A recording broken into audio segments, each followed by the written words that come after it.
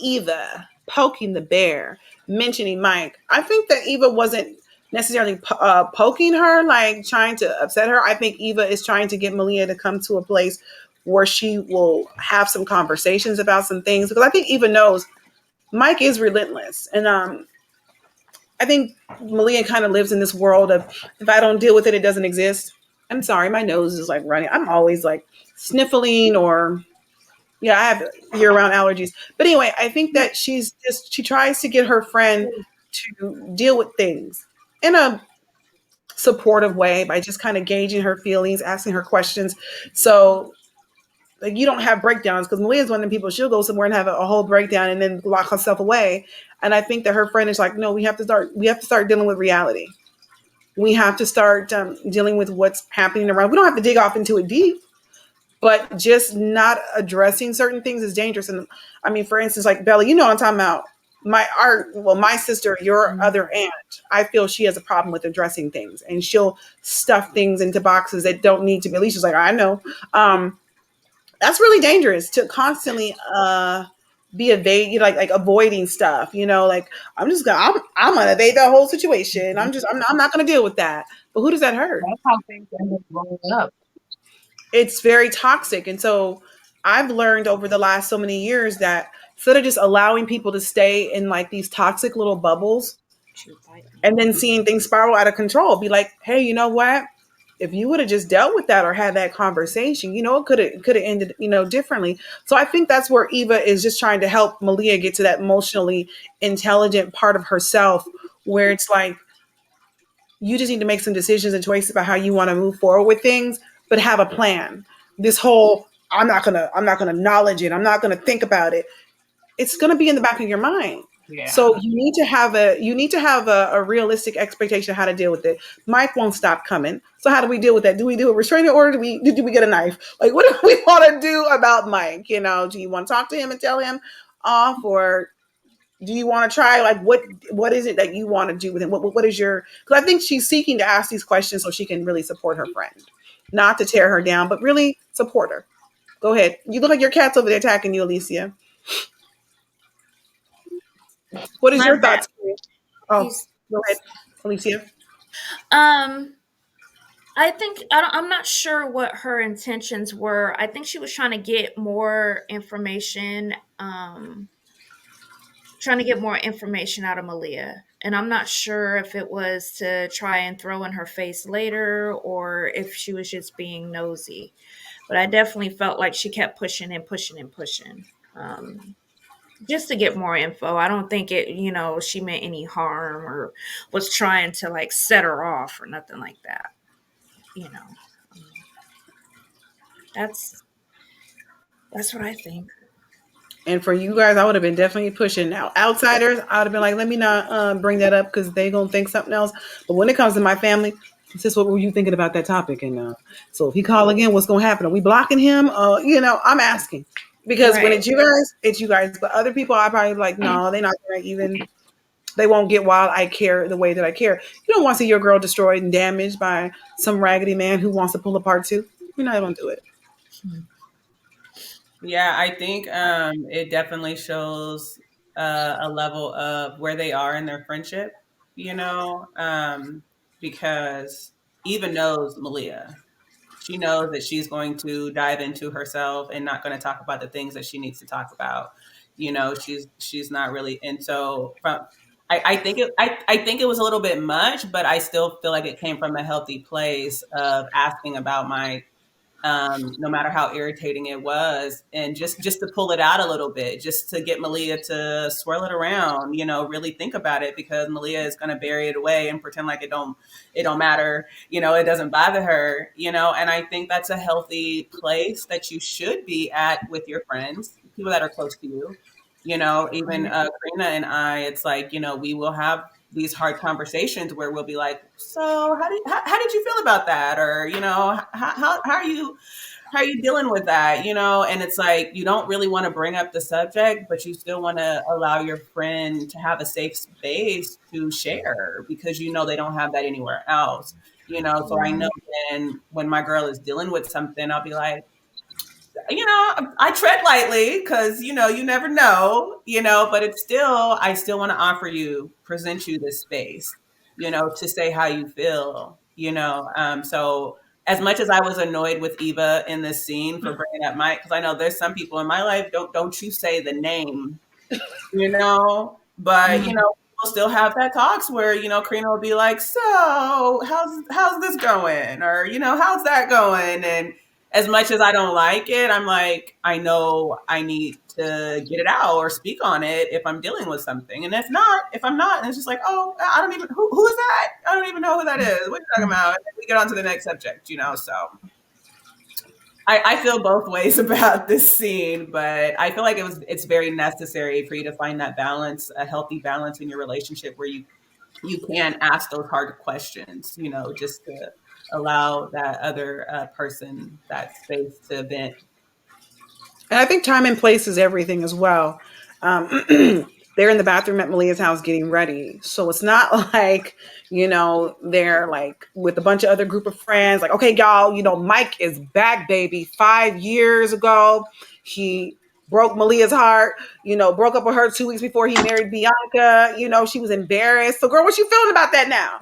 You know, it was like they are in the privacy, each other. Like, so what are you thinking about that? How are you feeling? Because up until this point, Mike has been off limits, and everybody's just been like, well, don't ask, don't tell, like out of mind, out of sight type of thing. Like, he's a dead man.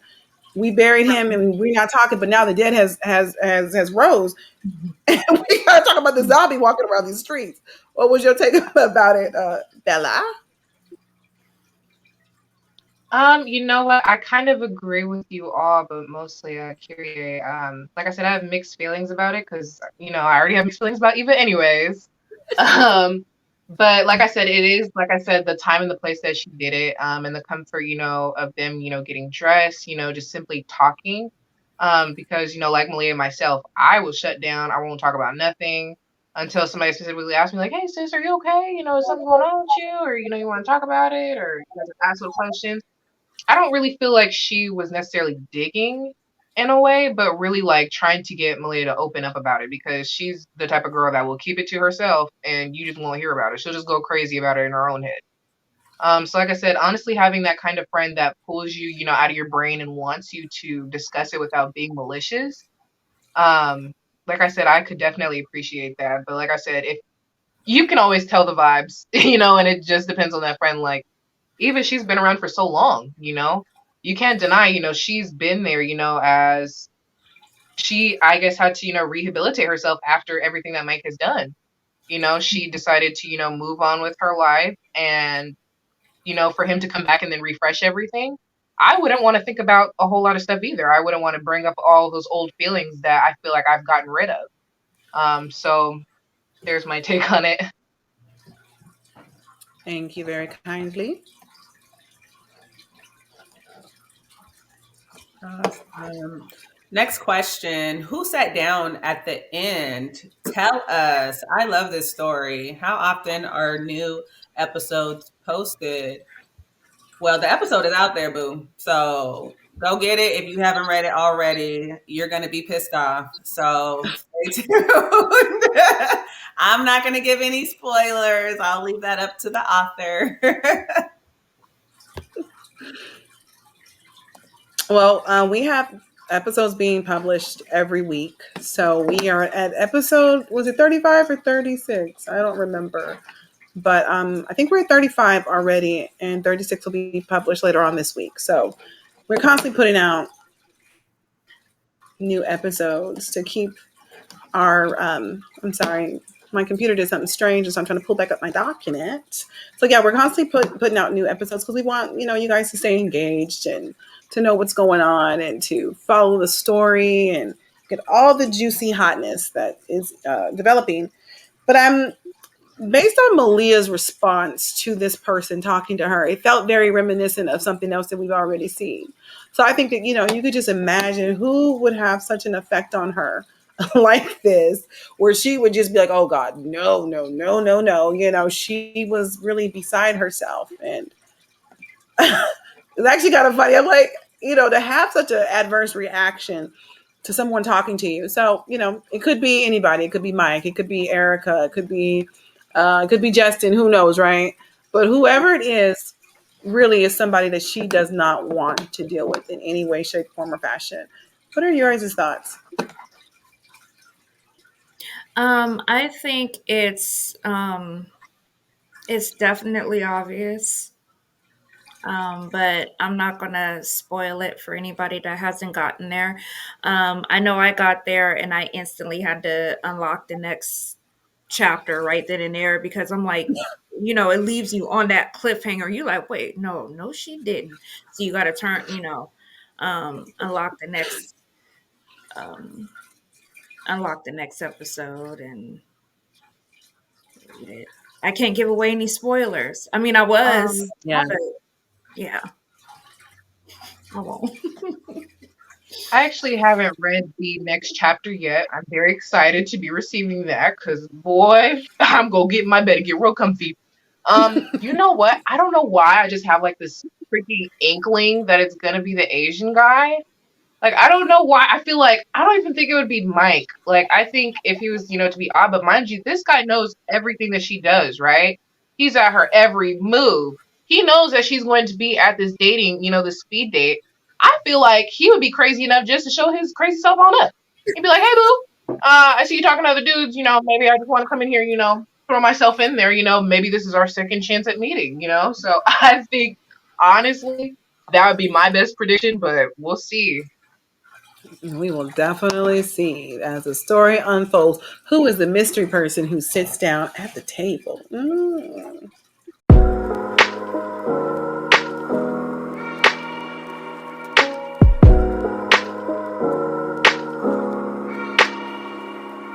For the question. Okay, so it's Andres seems super hot, but there is something I don't like about him. He seems like a playboy.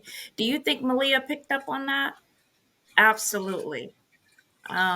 She even, asked a few more questions about how often um, he's in town and if he planned on staying. And I think she picked up on this right away. Like, okay, he's saying everything. He knows he looked good. He know he smelled good. He know he's very aware of his status. And he's probably used to picking up chicks. This might just be an activity for him. He's not looking for his soulmate. He's just looking for something to do while he's in town.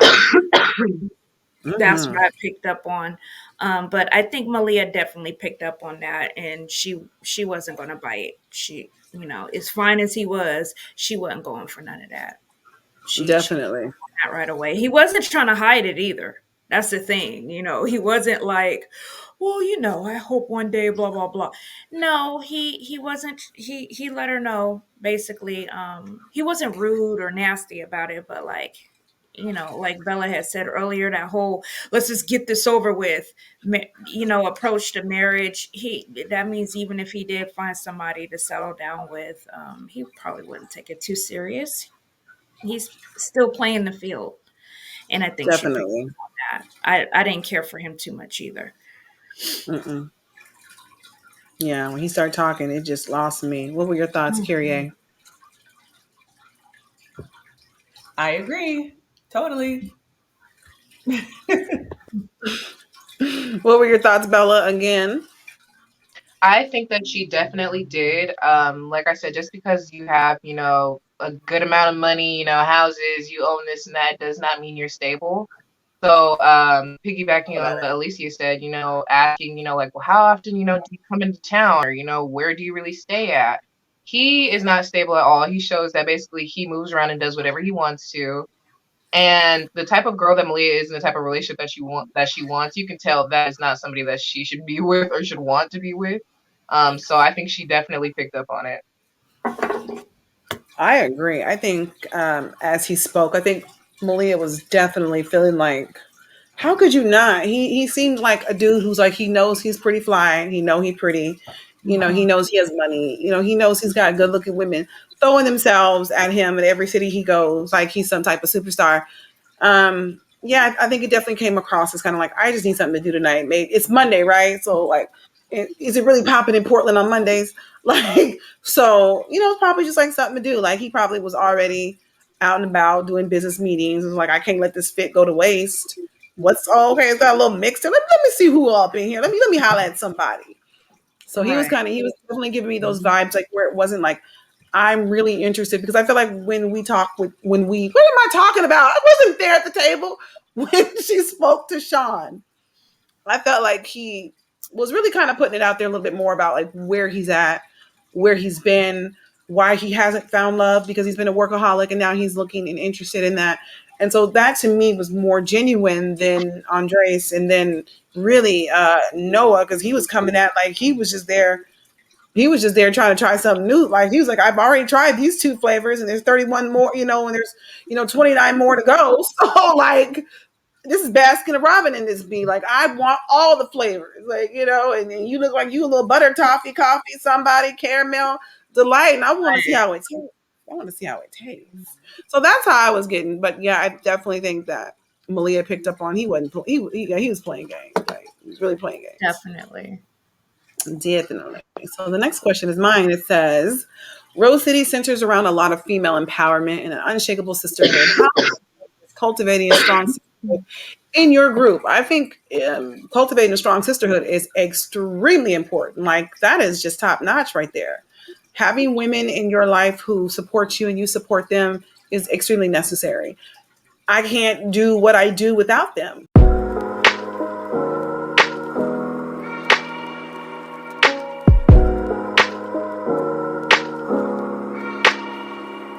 But yeah, cultivating a strong sisterhood is really, really important. It's been important in my life because there have been hurdles and things that I have had to get over or learn to accept or learn to deal with, because I had people in my life who were like, yo, how does that feel? Like, because I'll be talking to Kyrie about something and I'll just be triggered, and she'll be listening. She's very, quiet. She'll be like, so how does that make you feel? It's like, I've been going crazy all this time. Raging on the phone, screaming. And I always have my window open, so I know my neighbors like, she gets lit over there, right? And she'll just be like, "But how does that make you feel?" I'm like, "I'm hurt." I'm hurt. So I love that about her, because I can move past being angry and then start to acknowledge, like, "Oh, I'm angry because this is really me being hurt," and not knowing how to process the fact that you did something to me, or this thing happened, or something came up. And the way that I dealt with it wasn't like I cried, I raged, I lashed out because I'm mad. How dare you, the audacity. But when she stops me, it's like, how did that make you feel though? Like, it makes me slow down and then have to reflect, like, I'm hurt. And so when you get hurt, you want to get angry because you don't want to feel the pain, because you feel vulnerable and you don't want nobody trying to play like, weak chick.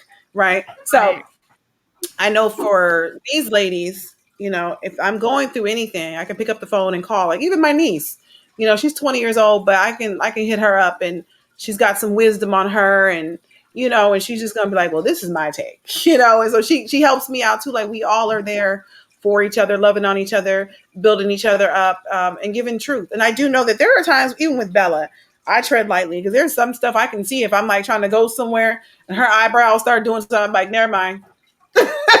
She ain't here for that conversation. I'm gonna leave that alone, because she not, because her eyebrow does this, like, she can just be like, I know you ain't gonna bring that up. I'm like, never mind.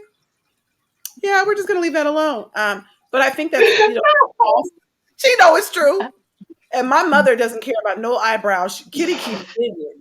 Oh my God. She'll go in the most disrespectful. She'll mention it. She'll mention it. Yeah, I see you moving your eyebrows, but I don't care about none of that. I ain't thinking about that. She'll keep going. Yeah. I'm That's my mama. She ain't validate none of that looks on your face. She gonna keep saying, no, God told me to say it. Kitty is I got call out. Kitty lives for the call out, I swear. She does. She lives for the call out. She don't care if you have an attitude. Then she tell everybody. And I was saying, and she got I'm gonna get in trouble for calling her Kitty too. Miss Kitty. I'm sorry. Mama Kitty. Right. Yeah, she lives calling somebody out. Then I be trying to turn the tables on her. I'm like, so Mom, now we gonna take some accountability. Then that's usually when I get hung up on. So yeah, but I just definitely feel like anybody that you have in your space. Yeah, I get hung up on. I haven't been hung up on in a while. I'm just hard to fight with her. I'm just so down with it. Like she can correct everybody else. It's not even in the spirit of love either. She just be correcting.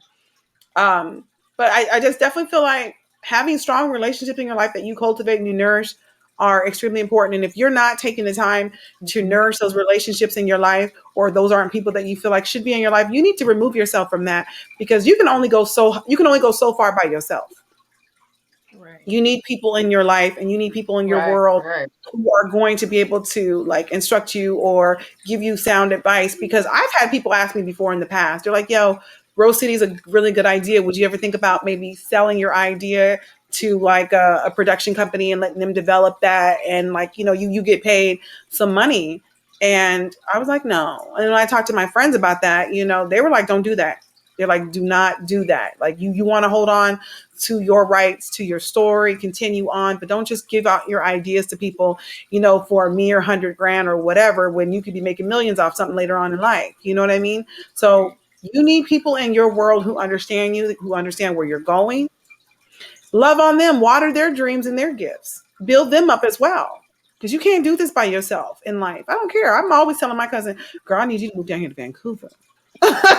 And I'm like, one day she gonna get down here, I'm coming. you know, because I'm like, baby, we need a community. And I feel like as independent as we all are, there is something special about knowing that you have sisters. It doesn't have to be like we're, blood related, like, siblings, like mom, same mom and dad. But I'm talking about there's something important and special about knowing that I can go to you and I can cry to you and vice versa. Because there's gonna be a time in my life you would never see me cry. And they'll tell you, they'd be like, Corenna crying? That's unheard of. Like if Corenna cry, somebody's tires is getting slashed and the window's gonna get broke out, because if I have to cry about something, that means I'm angry, right? But now I'm Mm-hmm. at a point in my life where I feel safe. I feel safe and I can feel vulnerable with them, that if I need to cry, if I need to be sad, if I need to be like, that hurt me, that doesn't make me weak. That makes me human. And I've learned that from talking to them, like, no, you are totally 100% valid. I have never been validated in my life. I come from a big family, and honey, you will get walked on, talked over, and pushed down, literally. I have never been validated ever until we really started to like grow in our relationship. Because again, I've known Kyrie since I was 15. She's my cousin. Bella's my niece. So I've been around these people my entire life. But as we grew in our relationships and we start to feel very, very comfortable with each other, knowing that like we've had people come and go out of all of our lives. But Yeah. what stays consistent is us. We Yeah. are, consistent. Like and there's going to be other people who are going to show up, come and go, because in the words of my girl Kyrie, they're on the journey with you, and your journey and your paths cross during that journey, and you keep it going. But um they've always validated me. If I was going through something, they're like, no, that's valid. Like I see why he was mad. You know what I'm saying? I never had that. Yeah. Oh, I see why you had to flip a beat and flip a table. Like I see that. You know what I mean? And they made me feel like, well, thank you. I appreciate that. And moments in my life where it wasn't my finest hour, they like, you shouldn't let someone so take you there. No, I don't give a F. And what I'm talking about too. But Alicia's like, I'm just saying, don't let people. She's like, When don't that let people. happened, yeah, I was like, well, so and so did it, and your first response, I don't give a F. I was like, I all right. screamed. I was like, I don't give And I a F. just, I I was just mad let her get about it it. out. I was like, all right, get it I out, was like, sis. We'll discuss this at a later okay. time. Go on and And get it we out. did. And we And we did. did. We definitely had a, Hmm. and I thought about what she said, and I said, you know what, I see what you're saying. You're like, so and so was really trying to get you to come out, and you was fed up, and then you had to Right. flash, and you were just like, I wish that you didn't have to come out your character like that, because you're better than that. And I appreciated her for saying, and I did feel like I had to use some choice words, and I felt better, after I had to get somebody straight because they didn't know who I'm they was used to dealing it with. at this point. I don't even get offended. Karina knows she could call me, cuss, go off, do whatever. I'd be like, all right, so we'll discuss that at a later time. Go on, We'll get it out. talk about it later. And we did. We came Get back it and I off was your like, chest. you're right. Yeah. I was Yeah. like, you're right. And I appreciate that accountability from my girls, because one thing that they'll be like to me is don't go back. Don't go back. Don't play with people who don't know your work. Don't play with people who are trying to take you out of your element. There was a situation that just recently popped up with somebody who just keeps coming back, you know? And I had a moment where I was like, you know what? I'd have just sent her a message. Here's my phone number, and then I'm gonna light her up all over again, right? Because if you're going to keep reaching out to me and you know my response is going to be the same, since you're going to keep getting this work each and every time. And they was like, Corenna, don't do it. I was like, thank you guys I'm like, for, just bullied her. Yeah. yeah. I was like, thank you guys for helping me to recognize like that is part of that cycle. You know what I mean?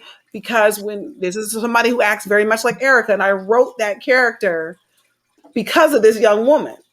You know what I mean? I was like, well, I'm gonna take her personality and throw it up in there. And so she just keeps coming back every few years like cockroaches. And they were just like, don't even do it. I said it.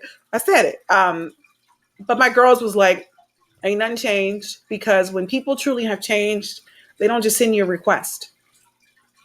They take the time to write you a letter. Dear such and such, I did you dirty. And I recognize after all these years, it's been 8, 9 years and you still don't deal with me because I hurt you, and I have to take ownership of that. And I just want to say that for the rest of my life, I'm gonna be sorry for how I did you. I will leave you alone. I will respect your boundaries. Just know I love you from a distance, and I'm gonna pray for you. That's how you do people.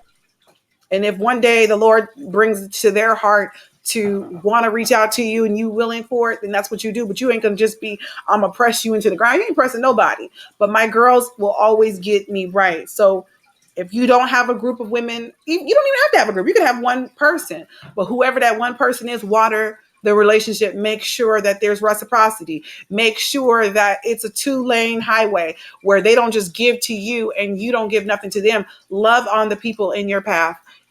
Show them love and they'll show it back to you, because we need each other. I'm done with my sermon because that was kind of long. I was over here like, amen. It was a good one. Mm-hmm. Yeah, I definitely agree with you. And I like to use the analogy that people are like plants, and it's important to have people around you that know how to water you, and you water them. And I think I'm just going through this big gardening phase because I'm always talking about plants and stuff now. But there's this companion plants, and there's plants that help other plants grow by protecting them from diseases and pests and different things. And that's important when you're cultivating a sisterhood, like you would cultivate a garden.